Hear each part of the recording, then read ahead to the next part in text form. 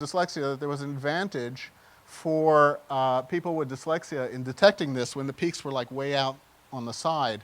But it was really hard to diagnose dyslexia in adult scientists because we used all the standard measures that people use for dyslexia, but it's very hard to tell once you're compensated. It's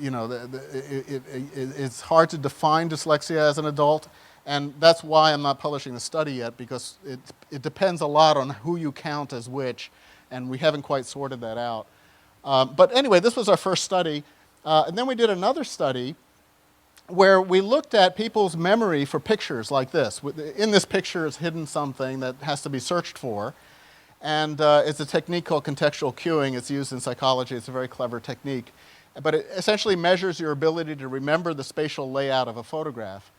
And we did this with college students with dyslexia at Landmark College and Harvard College students who didn't have dyslexia. And what we found is that when the images were blurred in this way, the college students with dyslexia were better able to remember the spatial layouts of the scene.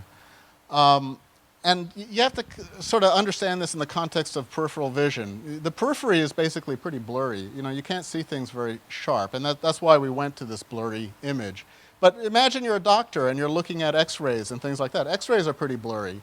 And so, this kind of predicts that people with dyslexia may be better in careers such as medicine that requires radiology. And, right now we have an experiment going on to test that hypothesis.